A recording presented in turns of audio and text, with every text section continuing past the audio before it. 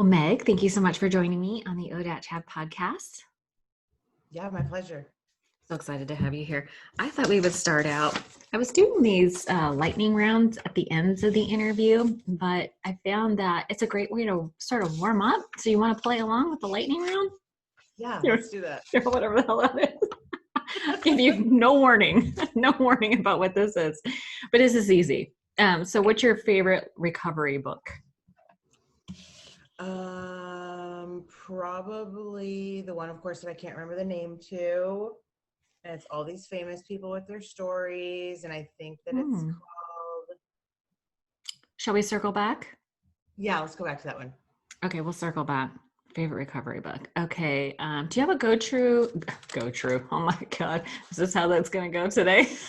I can't talk. Do you have a go-to mantra or quote that you live by?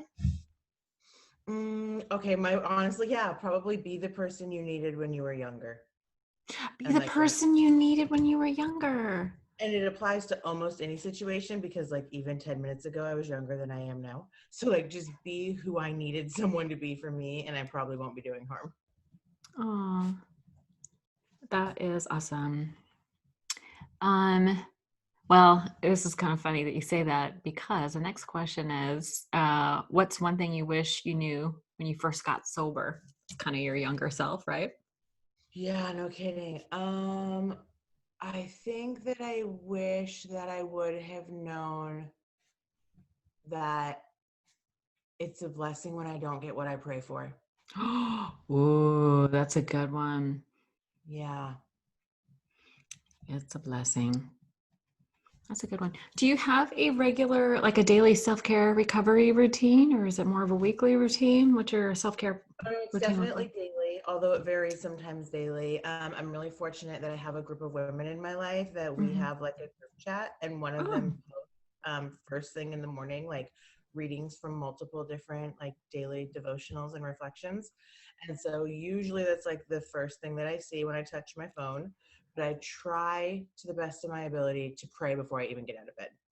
Like pray before I get before I out. even interact with the world, let me get out of my own headspace. I love it. Okay, what's your higher power look like? What's your concept of Mm. your higher power?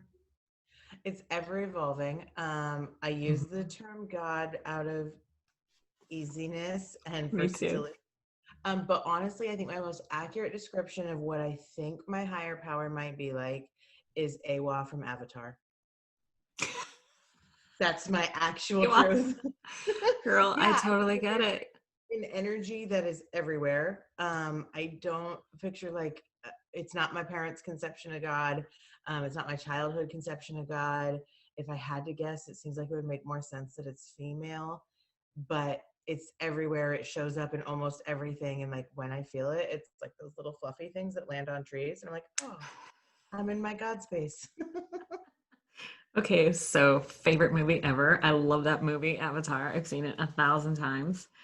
Um, yeah, so it's so interesting that you mentioned that there's like this feminine element to your higher power. I remember when I grew up in a traditional like Christian home where it was like Father God, man in the sky, you ascend to Yes. heaven, all that kind of thing. And it was like, yeah, that doesn't really make sense. And then I asked somebody that I really respected, and she's like, well, I think of it as like Father God, Mother Earth. It's like, and then Carolyn Mace, I don't know how to say her last name. She talked about God being law, but personal. And so that kind of still fits like that male female Mhm. idea. Like it's both, it's all things in my mind. But it's so interesting that it is always sort of evolving, isn't it? It sure is. And I'm grateful that that's one of the things that I was given permission for in recovery, Oh, yeah. that I didn't have to like make a one-time commitment, sign on, this is the deal. Otherwise I never would have been able to agree. But just like what I think it is right now is good enough, and I can rearrange it later. Yeah. Permission to start where you are, start Mhm. over. Man, I had a sponsor be like, write down all the things you wish God was, all the things are like good things and bad things, or what do you think it is? And I, made the two columns, and then she tore it in half and handed me all the good things. God is love, Yes. peaceful, omnipresent, omnipotent. Um, love and kindness. So that's very cool. Did you grow up in the church? Yeah, I'm the kid of a pastor. Um, so yeah, I'm a pastor's daughter. I grew up super churched. Definitely some good things came out of it. Hmm. In my more wild years, I would tell anyone that would listen that I have religious trauma. So don't talk to me about God. God and I are Hmm. not friends right now. Mm. Um, and so it took a lot of rescripting to figure out what I was going to be able to work with. That is amazing, man. I remember I was super church too. That's funny that you put it that way. I grew up with a Southern Baptist. Oh, Yeah, yeah. it's kind of extreme. And the pastor's daughter, she was my idol. She was a heavy weed smoker, and she told me one time, Arlena, I am high so often that not being high is my altered reality. And I was like, oh, I Yeah. want to be just like you when I grow up. Yeah. I thought that was amazing. Why do you think it's the pastor's daughters, the pastor's kids that have such a hard time? I don't know. I mean, I've spent a lot of time thinking about it and debating it. Because like I think that absolutely played into mostly the things that I told myself. Um, and like having such a black and white, like laid out description of, I mean, of literally eternity. Hmm. Um, there was not a lot of wiggle room. And like for a kid who grew up feeling like just so different, just so separate, different, and alone. Um, that idea of God was really, really intimidating to me. Um, and then, like when your family and your church and all of that is so intertwined, when one piece fails you, then all the parts fall apart. Yeah. And that was sort of the beginning of my demise with drugs and alcohol. I feel like this trying to be held to this standard that's like inhuman, Hmm. and a constant reminder that you're failing, creates this cycle of shame. It's like this world of perfectionism, and not being able to fail without like heavy consequences. Like, you're the pastor's daughter. You're supposed to be like this example. I would imagine, that it doesn't really allow for you to be vulnerable and be honest and have the courage to just be like, I hate this. I hate all of it. I hate myself. It's not a Yeah. lot of room for truth. Well, and there was like a lot of like regardless of what you did, there was like this constant condemnation. There wasn't really like much of a lifeline in what I heard. And one thing like I've absolutely learned in my sobriety is that how I remember things is not necessarily how it happened. Oh yeah. And what I heard is not necessarily what people were trying to say. So like, Mhm. I'm one of four kids. My siblings were all within like 18 months to 2 years of each other. And like we have very, very different recollections and memories Wow. of our childhood. And so realizing that like what I heard, what I thought was going on was not everyone's experience, but like I felt very, very hopeless and very worthless oftentimes in the idea of God that I got as a kid. Isn't that crazy how, looking back, our memories are so different. Like, I have an older sister, and she and I, even to this day, can be standing shoulder to shoulder witnessing a scene. And the stories we tell about what happened are like day and night. Yeah. Our perspectives are so different. It's just so crazy. And there's some interesting, have you ever seen that Netflix series about the mind, about the brain? Gosh, I think it's called The Mind Explained. I don't think so. Oh my God, it's totally worth your time to check it out. They talk about how we like revisionist history. It's Oh, like our mhm. like we mentally can, like, we think we remember something a certain way, and then they go back and do a little, like, this. For instance, this one girl remembered 9/11. She remembered being in school and hearing the news, and then she was like in New York, and she said that she was looking out her window and there was the water, and she could see the smoke from the buildings. Well, they did a little analytical, investigation, and they realized, oh well, she was in this place on the map, and there was no physical way that she could have seen the smoke Right. come from, but in her mind it was like so vivid, like that actually happened. Oh, how cute. We have a kitty. For those of you watching, listening on the podcast that we're publishing the video, by the way. I hope you're okay with that. Yeah. We talked about that, right? Okay. Yeah. So little kitty just made an appearance, super cute. But it's just kind of interesting though, the revisionist history. And I think they talk about how it's based off of our feelings, like how we felt about a thing, and then our brains like fill in the gaps. Hmm. So it's The interesting how. first time that I kind of heard that concept was when I was in treatment, Mhm. and they brought up this idea of like our memories not being totally factual, and Yeah. that we fill in the gaps and based on feelings. And I remember how terrifying that felt because I needed to be right. I needed my Ooh. account to be the end all be all. I needed it to be fact. Like I could not lose that little tiny sense of like what I was holding on to, the things I was angry about, the things that drove my fears. There was at that point no room at all for the possibility that I was not right. And so like now being at a place years later, what I think is true and what I believe I'm being honest about to the best of my ability today may look different down the road. Amen to that. Do And it you doesn't feel? make me a liar. No, no, no, absolutely not. I think it's underneath that is this need to have our feelings validated, Hmm. right? Like we all need to be seen and heard and understood, and it's like we need, that need to be right is often a need to be validated that our pain was valid, right? But Yeah. I could talk to you forever. I can see where this is going. I'm going to have to like rein it in a little bit because Mark, who is the one who introduced us, shout out to Mark. Hey, Hey, Mark. hey, Mark. Um, he's going to be like, oh, you need to have her tell her story. And so we got little bits and pieces. But what I typically do is I'll just give you some time to sort of tell your story. Would love to hear your story. Pastor's daughter who ends up in rehab and Yeah. it's Yeah. very salacious. But I'll just give you um, a few minutes uninterrupted, and then I and have a there's whole bunch of nothing that's questions off for you. limits. You want the No. truth, right? Yeah, give it up, girl. Okay. Okay. So I think that let me start by saying true things. I'm sober now. I've Yay. been in a place where I have not had to put a mind altering drink or drug in my body since November 12th of 2017. That in this person's life is a miracle. So what led up to that point? I used to think that the first time that I started drinking and using was when I was 14, and like talking about, our version of the truth.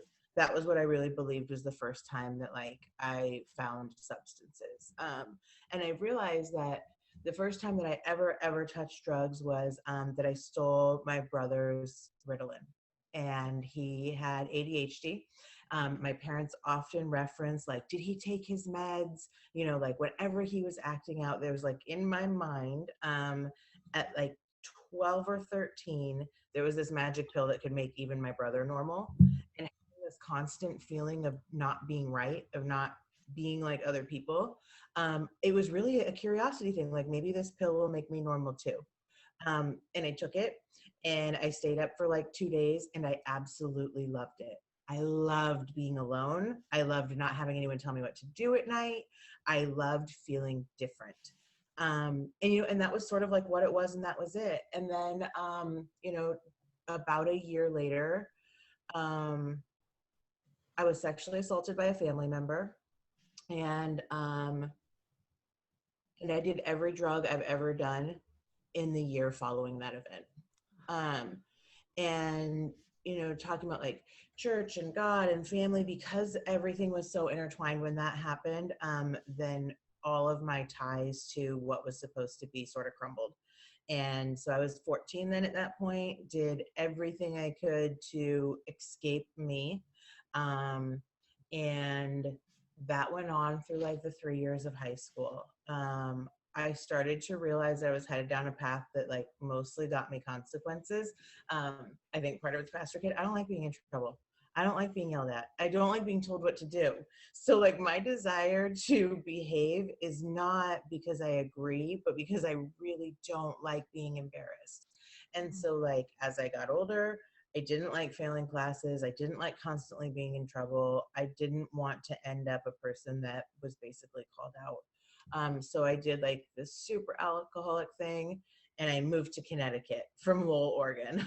So I took a live-in nanny job with a family in Connecticut, moved to the East Coast at 19, and figured that if I was somewhere else, I would be someone else.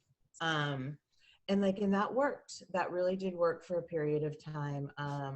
I met the person that I married and stayed married to for 11 years. And during that 11 years, he was my addiction. So I was able to focus and obsess and not be in my own body or my own head by taking care of a person who was an abusive addict. Um, it was not until I got out of that I finally felt like I had permission to be whatever I wanted. I had 3 kids. I was 31 years old. I moved back to Oregon. And for the first time in my life, lived in my own place. I was not the pastor's kid. I was not anybody's wife. I could do whatever I wanted. And it turns out that all I wanted to do was self-medicate. And I found the people that I used to be with in high school. I found the drugs that had the greatest impact. And I just picked back up where I had left off and went hard. And it was not, you know, I could never, and they talk about this all the time, I could never recapture the relief that I felt. And so like that need for more and more and more was literally like unstoppable. And it pretty quickly, and like I was still holding a job. From the outside, a lot of people were still like complimenting me. I was thinner than I'd ever been. I was super productive. Meth has that effect on people at first. At um, first. at first, and so it looked like I was doing okay. And that was a dangerous place to be because I was not. And it became apparent to me before it became apparent to other people that like I was absolutely drinking and using against my will. Like I could not get high. And it got to a point that I literally was too scared to leave my house. I couldn't go outside. I could not show up for work. And that's basically when I blew the whistle on myself. I absolutely was more willing to believe that I had like a severe mental health diagnosis. Like I'm psychotic, put me somewhere, give me more pills, and I'll be okay. Um, the blessing is that I was finally in a place that I was willing to be honest and like tell someone the actual truth. So when I tried to check myself into like a mental health ward, they said, "You're not crazy. You have a drug and alcohol problem." And they sent me to, like a local agency for an assessment there. That assessment proved to be like so much more than I ever could have imagined that I was getting into, but I was finally honest and like honest about stuff that I had just been carrying around since like 13 years old. And they said, "We don't think that our 28-day program is really going to meet your needs." Of course, all I heard was rejection. Like, who doesn't make the cut for treatment? So devastated that there was like no hope for me. But I ended up getting referred to a really trauma informed and focused residential treatment center out of state. So I went to treatment in Texas, stayed 90 days, learned so much, and absolutely believed that I was going to have like. Oh, I lost your audio. Hold on a second. I can't hear you. Um, I don't know what happened. Can you hear me? You can't hear me? Oh, now I can. You're Oh, back. there you are. What's the last thing you heard? You went to trauma-informed therapy rehab for 90 days. Yeah. Okay. And Okay. so there, like, I learned a lot. Like, I felt like I understood myself in a way that I hadn't. There was finally some validation. Like Mm. I was able to unpack a lot of the garbage. And I really thought like this was it. I was going to have one clean date. I was going to move on and be successful. I had held my job through FMLA. Like, I believed I had it beat. And I came home and almost immediately relapsed. Like I remember getting my, like hitting my 90 days and someone texting me like, "Congratulations on your 100 days." and I was already loaded, and I couldn't have told you when it happened. Oh, bummer. Whoops, frozen again. Oopsies. Is it me? Oh, it might be me. Frozen. Can you still hear me? Oh, okay. Now I can. Do you know what? I'm gonna pause this real quick and change. It might be me. I'm so sorry. I Hang don't on. I don't know if it is. It might be you. It might be. I mean, I don't think anything's happening, but I never know. Okay, me either. Isn't that funny? Something goes wrong, and we're both like, "Oh, it's probably me. Yeah. It's probably my fault." Let me just try changing. See what happens. It's gonna make us freeze for a second, so don't panic. Can you still hear me? I can hear you, but you're frozen. Does that seem any better? Oh, here we go. Well, so far so good. Okay, should we give it a whirl? Yeah. We left off with somebody called to congratulate you for 100 days and you were already loaded. Okay. And so, yeah, I could not have told you really what happened between 90 and 100 days. I just knew I was right back where I was before I ever went to treatment. Um, and so, over the course of basically a 4-month relapse, I lost the job that I had held through FMLA. I got fired. I got evicted from my place. I ended up totaling my car with all 3 of my kids in it, um, and the consequences were huge and like fast, and the misery was like instant. And I realized like everything that they had told me about me and about addiction was proven to be true. Like everything that they had said to me was playing out. Like if you go back out, this is what it's going to look like. And I realized that like I did not want to test the final theories. I managed not to be in trouble with the law. I had not even, I somehow avoided consequences in the wreck with my kids. I didn't hit another car. There was no legal ramifications, but being evicted, losing my job, and realizing that like I was as desperate and unfortunately then psychotic as before I went to treatment, that is when I finally became like in a place that I realized that I have zero ability to control this without changing every aspect of my life. I spent a brief amount of time in a homeless shelter here. I finally, and it seems kind of funny when I look back on it, but like in that homeless shelter was finally the first time that I actually prayed about my addiction. Um, I don't know, because I had this God who really needed me to be neat and tidy.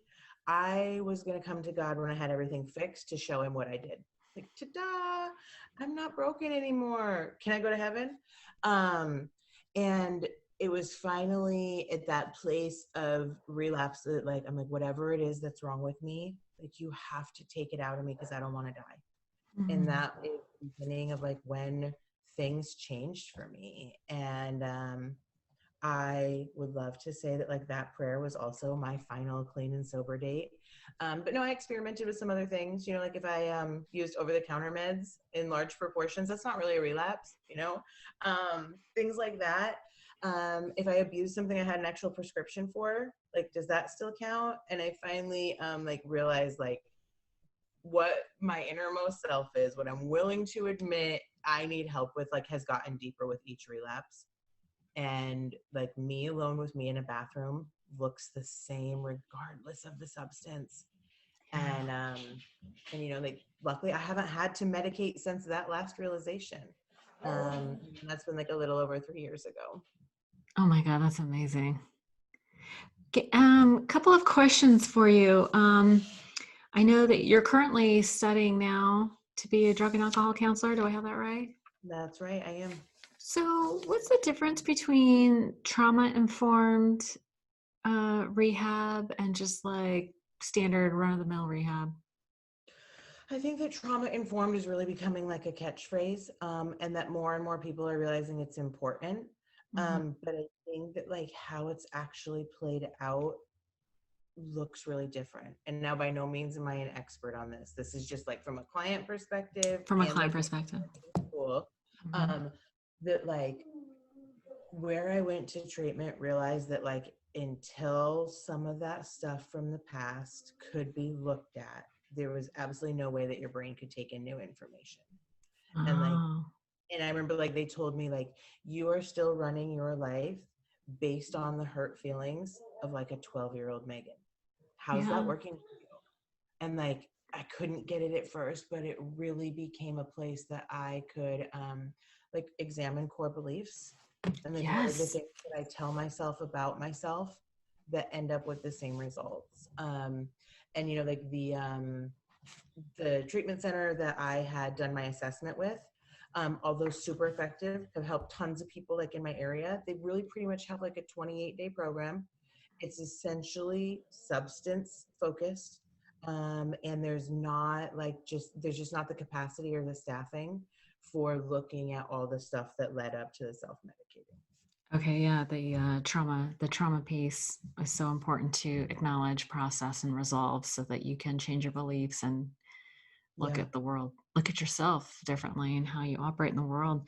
Um, and I was curious, you were in that for 90 days. Where were your kids? This is one of the things that I hear all the Mhm. time is I can't possibly go to rehab. I have kids. But where did your kids go? Okay, so my kids were with their biological dad, Okay. which sounds like kind of neat and tidy, but like the reality of that is I had put a lot of effort into getting out of that marriage. We Yeah. weren't safe. Um, it was it was the hardest thing I'd ever done was like literally pack up in the middle of the night and like run from a person who would not let us leave. Oh my Um, God. but a couple of years later, when drugs had completely taken over my life, he was the better option as a parent. And like that sucked. That hurt. That was awful. There was nothing fun in saying, like, I need help so bad that I need you to step up. And, God. you know, like things work out the way that they're supposed to. Amazingly, he did. He did. And Wow. I got the help that I needed in that time. So the trauma that you experienced was largely physical and mental abuse from your ex-husband? Yeah. Yeah. And like it's not talked a lot about, but like financial and emotional. Yeah. Um, I had, I just had zero independence, zero access to things. Like you're not allowed a mailbox key or an internet password. Um, I didn't know what our bills were. He, you know, and like my part, my, you know, like I merged in his life. You know, I moved at 19 to the other side of the country, Mhm. intentionally looking to forget me. And I found a person who I could just absorb into his life. He lived in Queens, New York. He was self sufficient. And I just moved into his apartment and started driving his car and spending his money. And so then, like, as I got a job and we got married and stuff, I still did not have any reason to become informed. And then when his addiction became apparent, and he had a severe opiate addiction.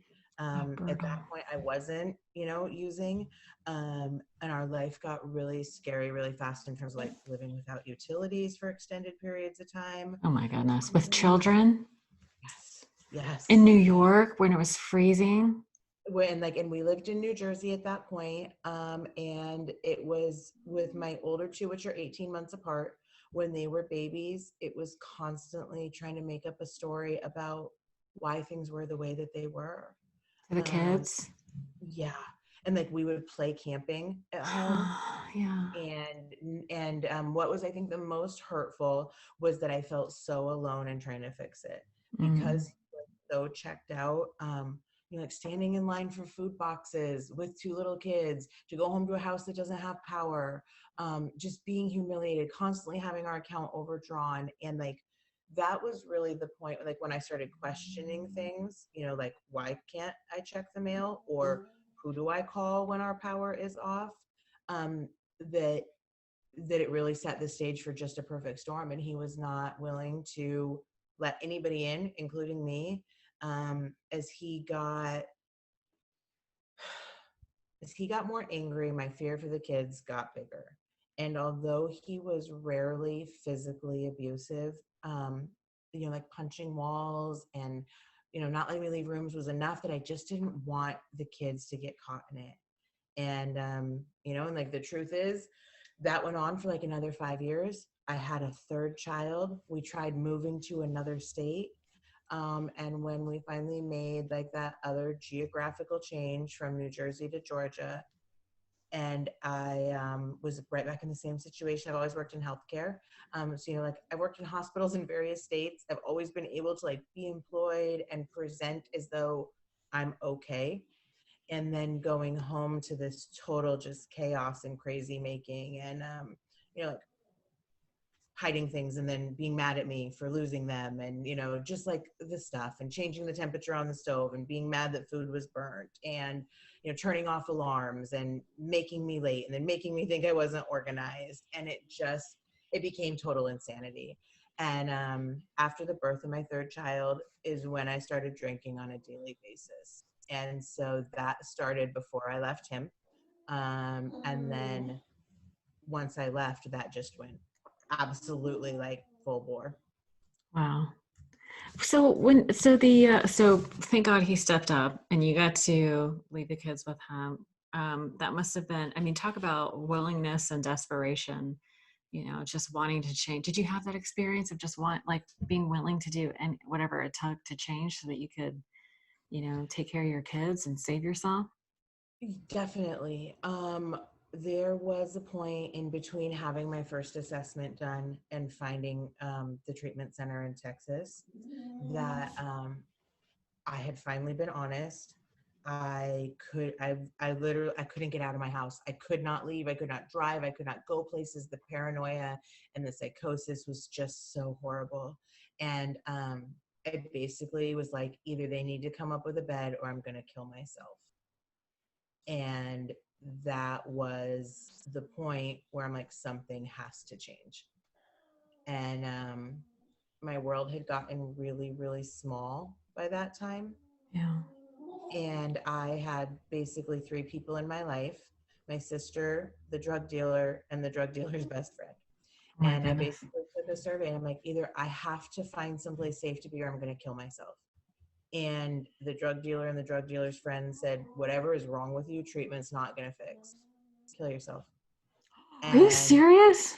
I'm 100% serious. Like that was on a Thursday. I had a date. We were going to do it on Sunday. I could not do what I was doing. And they're like, whatever is wrong with you, like no one can fix. And I remember them saying like, people get perma-tweaked. Sometimes people's brains never come back. Like you're never going to be better. And I remember talking to my sister who had already said like, you are in a spiral that I can't get too close to. But I said like, all right, Kaylee, what do I do? Here's my options.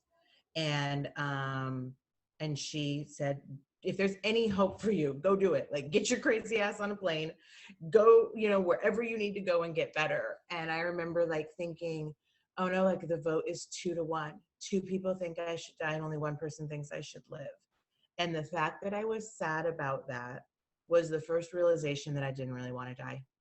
Um, and it occurred to me that I should get a vote. Like it had not occurred to me that like I should ask me.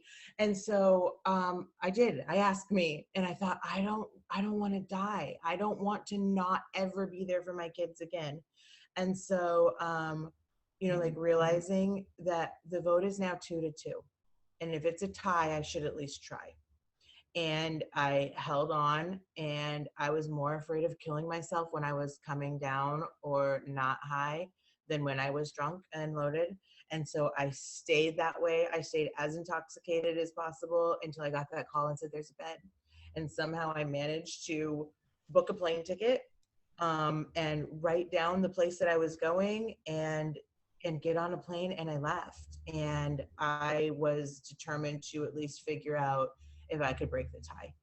And like that's really what prompted. And if that meant like if I'm gonna kill myself, then someone else is gonna have my kids anyways. Like if I'm really ready to just check out, then like who cares about my car? Who cares about like all these things that were like an obstacle to going to treatment? If I'm willing to just be done, then I'm not going to not go to treatment over those things. And I went, and I really, really wanted to get well. That's amazing. Oh my God. I wonder, I was going to ask you about your family during all this time. Sounds like, hey, your sister's name is Haley. Haley. Haley, was she the last one that was in your corner? Yeah, yeah, she was. And my parents, I don't think they knew what was going on. They really didn't know how to be there or what they were even seeing. And I pretty much quit interacting with them. Okay. Um, like I said, my world was small. I didn't really have friends. I had a couple of coworkers who, I thought that no one knew what I was doing, and they would make a couple of comments, about like maybe you want to do something different. And my sister was married, had a child, and was like, I can't get too close because I don't know what it is that you're doing, but like I'm here for you if you ever want to stop. And so when it came to a place that I was willing to maybe do something different, she's the one who drove me to the Portland airport. She's the one who helped me, like find a place to park my car while I was gone. And, and she was the last person who's like, you weren't always this way. Like, I think you can find you again. And she was really the last one rooting for me. Yeah.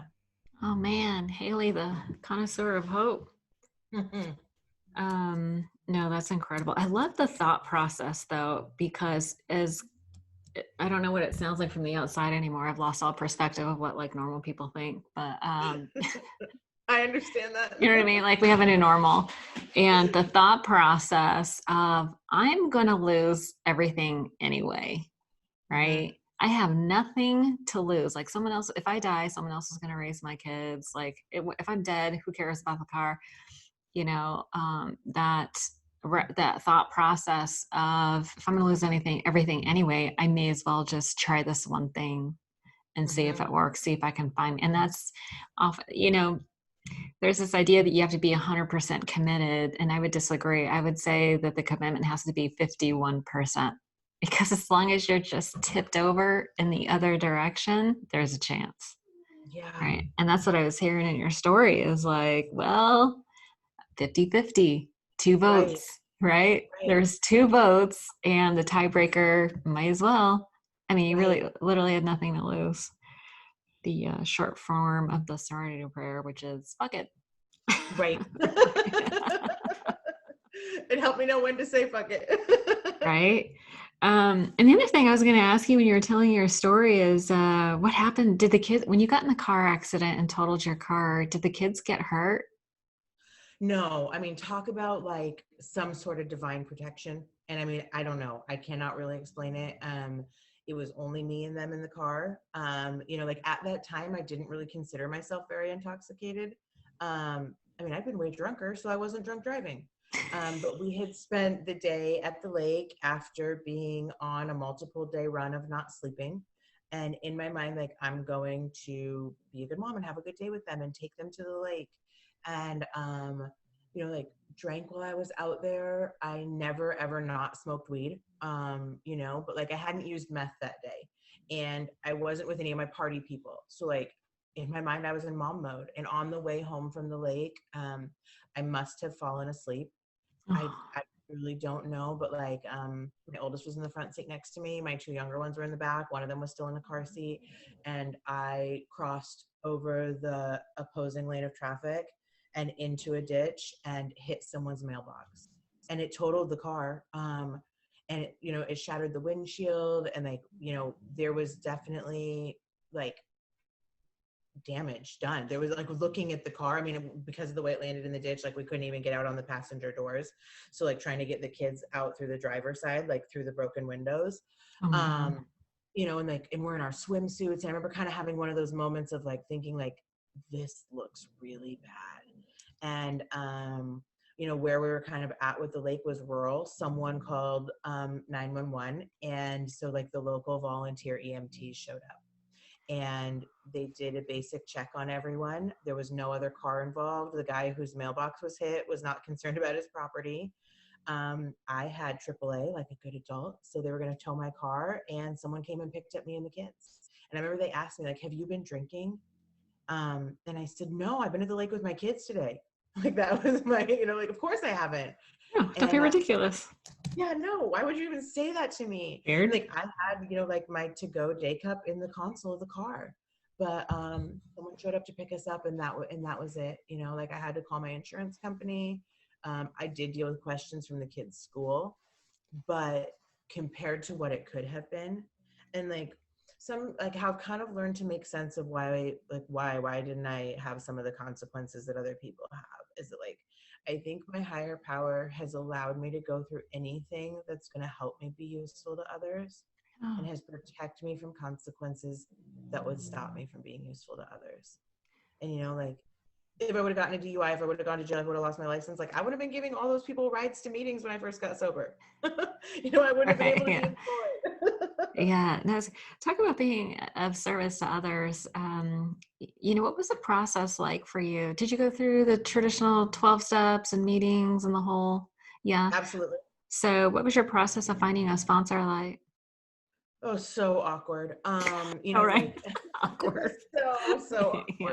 awkward. But the treatment center that I went to was definitely 12-step based. Like part of the program is that we had to get a sponsor and begin working the steps within 2 weeks out of detox. Awesome. Um, and so like we went to community meetings. We had to find a sponsor. Totally honestly, there was a girl and I thought she had a pretty mouth. And she said some cool shit. And I'm like, do you want to be my sponsor? You. And and she said yes. And so and she Marino, like she said a clear intention that she's like, we're gonna get you as far as we can in the steps before you go back home. And it's like I came home thinking I'm gonna start about making my amends. Oh, Um, no. and then I got high again. Oh, um, and so then after the relapse, like finding a sponsor on my own accord was really a matter of like being at a women's meeting and finally feeling like safe enough to tell them like mm. can't I can't stop drinking, and I already went to treatment and I already got all the awareness, and then when people get raise their Self hand, knowledge avails us nothing. I know. Self Turns out that's knowledge. Yeah. true. And so I found someone and I asked her, and like I did the whole game in my head, like she's younger than me. Can I trust her? But she's been sober longer, so that sort of makes her like older in sobriety time. What a And head game. yeah, and ultimately she was amazing, and that was Yay. and that became my home group. It still Did is you to say it this was a day. women's meeting? Hmm. Yeah, I love women's meetings. And what's Yeah. funny? Like when I first heard like you should go to women's meetings, all I heard was you're a slut. Like that's what my Oh, brain, you huh. shouldn't be around men, all that youth group stuff, all that like women are temptress and all those things. You're like, women's meetings are great. I'm like, oh no, I'm sitting by men. Like you can't tell me what to do. And Mm, I like went to a women's meeting and felt that thing that is not duplicatable for me anywhere else. it's not. Oh, they weren't being mean. They were trying to help me. Yeah. Yeah. There's a nurturing, loving, cozy, safe feeling that I get at women's meetings when women are on your side. Because Mhm. listen, I mean, in all fairness, women have I think we've all had the experience of being around the mean girls, right? There's a movie about it, for heaven's sakes, right? And it became so popular because everyone's like, all the women are like, yeah, totally understand. Let's like junior high mean girl thing. Right. However, when we band together, and I mean, women love so fiercely that we will band together. We are resourceful. We band together and magical things happen. We are Absolutely. And I our think that there DNA, our DNA is, we're designed to be in a community to protect each other and help each other out. and I think like that the just the shares and the authenticity Hmm. in a strictly women's meeting is so different that it gave me the courage to be that, like to be Oh yeah. vulnerable and Oh, to be, imperfect and not feel the shame that I had in other places. absolutely. And just a side note, I know there's men out there listening. Mark's probably losing his shit right now. Men's meetings are awesome too. Yes, yes, same gender meet. Like my husband only goes to men's meetings because of the same thing. There's something about being in the room with the opposite sex that changes the dynamic. It's not right or wrong. I love mixed meetings. My podcast is named after a mixed meeting in my hometown, and it was super amazing. But that's not always the case. And I think that, the other addiction that goes along with alcoholism and addiction is love, sex and love addiction, right? And, Absolutely. we are not, you know, they say like if you want to date an AA that the odds are good, but the goods are odd. Yeah, right. Yeah, there's a reason why they say you shouldn't date your first year. It's because you're spending a bunch of time with people that are in recovery that are not all there.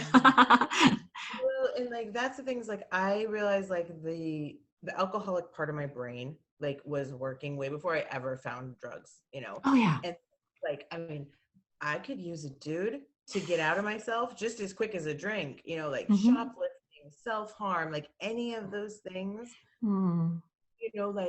like met the need of being louder than my head until it stopped working. And Oh yeah. eventually that landed me, with drinking and using. Yeah. The self-harm stuff, was that like it seems to be very typical in a junior high, high school age. Did that happen after your sexual assault? That's when it first started happening. Yeah. And then there was a long period of time that wasn't something I did.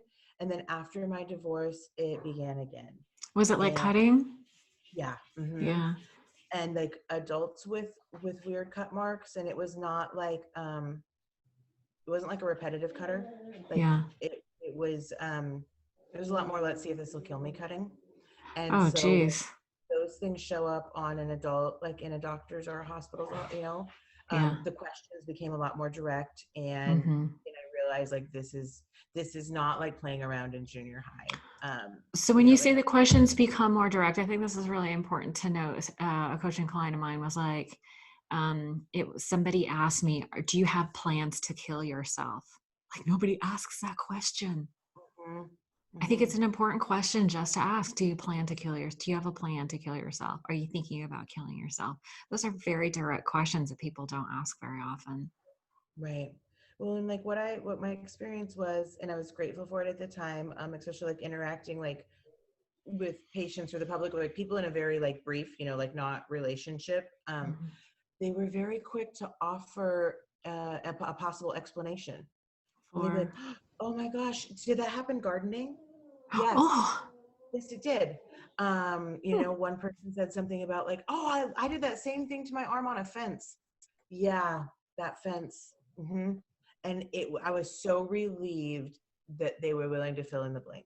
oh my goodness. Then there was a couple of people who were not, and they were just like, "What are you doing?" And no, it was not a direct question, like, do you have Mm, plans to kill yourself?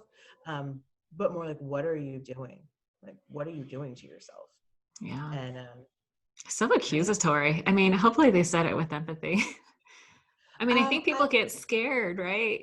that's what I say. I think that people were really scared. I think people were just scared of me, for Yeah. me, how Yeah, to be yeah. around me. Right. Oh my goodness. Wow. Look how far you've come. Thank you. Um, okay. So have you, through the trauma informed therapy, were you able to, do you feel like now the sexual assault does that still trigger you? Are you still in the process of resolving? Like, did you do like EMDR or is it talk therapy? What kinds of things did you do to resolve, or where I are have you? not done EMT. It's fucking fabulous, by the way. It's so good. No MDR yet? Oh, I lost your audio. Can you hear me? Can you still hear me? Fucking technology. I wonder how much of this is going to make it. Oh, Oh, you're okay. back. Okay. Fucking technology. I'm so sick of the internet. I mean, such a um, blessing and a curse. Okay, so you were saying no MDR yet? no, I have not Oh done my that God, yet. it's so good. You have to try it. Right? Oh yeah. I I'm mean, like I'm like I'm like the opposite of a drug dealer. I'm like a therapy dealer. I'm like, you have to try MDR. when I think like really the beginning of like what was genuinely like healing for me was like in treatment we had to write our autobiography. Oh yeah. And between writing my autobiography, and it happened to work out there at the same time I was working the fourth step with that first sponsor, Oof, it big. was the first time that I ever told my story from my perspective. Hmm. Um, Oh, your audio cut out. I don't have audio. I don't have audio. No. This is going to be fun to edit. I'm sure it'll come back. Oh, there we go. I'm sure this is going to be fun to edit. Yeah, right. Okay, so like with the sexual assault, what was more upsetting, difficult is that my extended family defended him.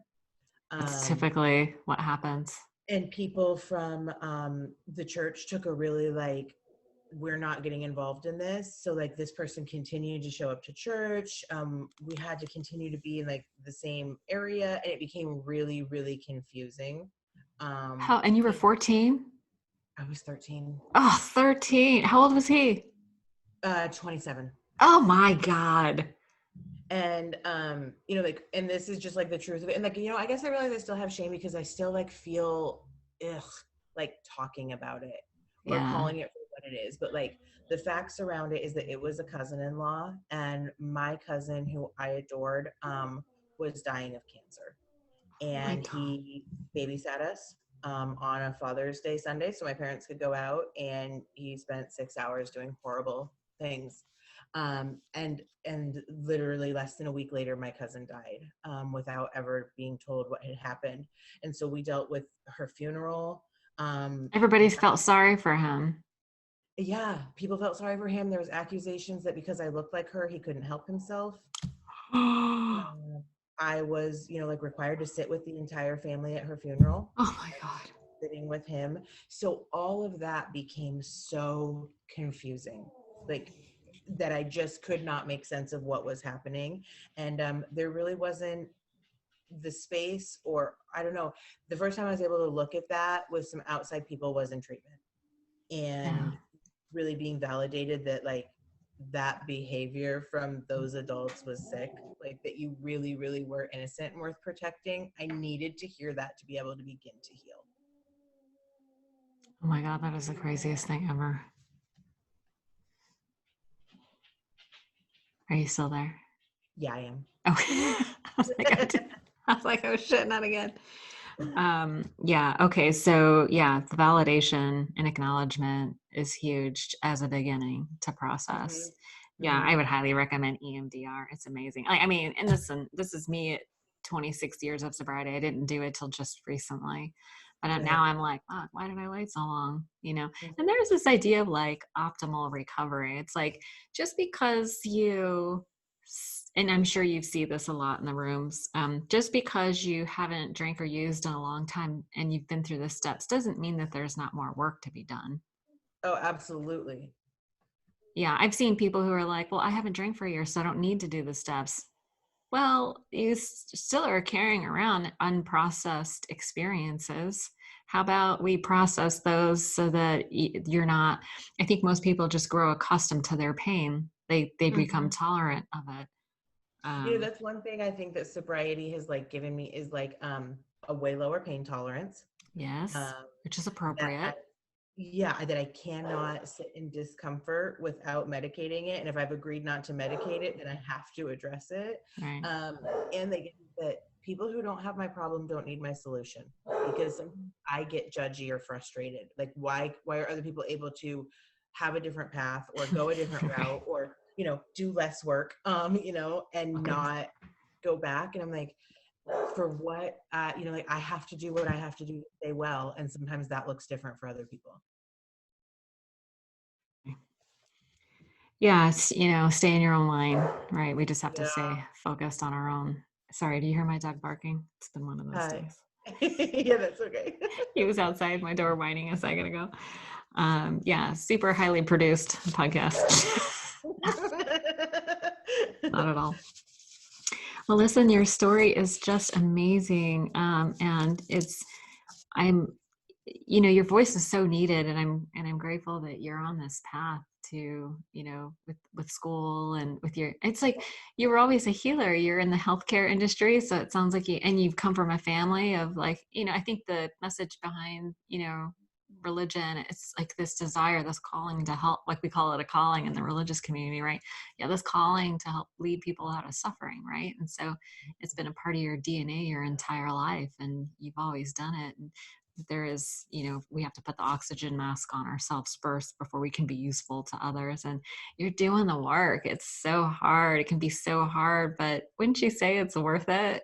Oh my goodness, absolutely. I mean, absolutely. And when people say like a life beyond their wildest dreams, when I took that vote, like that maybe my vote counts too. Yeah. I could have never imagined ever. That's what I'm saying. Like, I'm so glad God does not give me what I asked for, because I would have shortchanged myself over and over. And like this life and who I get to be today, I could have never pictured. Yeah. And how are your kids doing now? They're amazing. They're Yeah. incredible kids. Now, like, they're meeting babies. So Yeah. like Yeah. they have like a knowledge that not a lot of kids their age possess. Thank But God. I don't think that it's a bad thing. And Mm-mm. like I've since I met a partner in recovery, Mm. and we he came into the relationship being a single dad. So like we both became step parents in Oh, this, wow. and it's been amazing. It's a lot of work, and it is like it's craziness. Like two addicts trying to be sober, living together, raising kids. Like sometimes like we're nuts, but I wouldn't trade it for anything at we all. we do find a new normal, right? And there's so much joy in it. It's whatever you focus on expands, right? And Yeah. you guys have an understanding of, you know, the of how recovery works and a new format for dealing with things like resentment, right? It's like my husband and Yeah. I, we've been together a long time, so this doesn't happen as often. Hardly ever. But in the beginning, it would be like we'd get in a fight and he'd go off to the men to get straight, and I'd go off to the Hmm. women to get tuned up a little. And it sounds like it happens in very different ways. The women are like very loving and understanding, compassionate. It sounds like the guys are a bunch of ass kickers. I said that all the time. I'm so glad women don't interact like men, because we do like support and build each other up and normalize. And guys are like, you're an idiot and you need to change it. Yeah, make the popping sound, son. I used to have this. There was this Southern football coach. That was his way of saying, "Pull your head out of your ass, make the popping Right. sound." That's funny. Isn't that cute? Yeah. But yeah, but we would go our separate ways and do our separate processes, and then come back, and I would come back owning my stuff, and he would come back owning his stuff, and it just takes all the wind out of your sails when you're just like, oh God, I realized I was being such a jerk, and how being self-centered, self-seeking, and only not considering his feelings. um and being like, wow, I'm really sorry I made you feel that way. And meanwhile, he's doing the same thing, and it just melts that resentment, right? Resentment is Yeah. like a wedge that gets into relationships. And so, I mean, this is why, like, we've been able to stay together. I mean, it's a great way to have, it's like a great foundation for a relationship, having the process of resolving resentment. Yeah. And I mean, and that's very much like the dynamics in our household is like we each work our own program, Yeah. like first and foremost, and then everything else kind of just lines itself up. Yeah.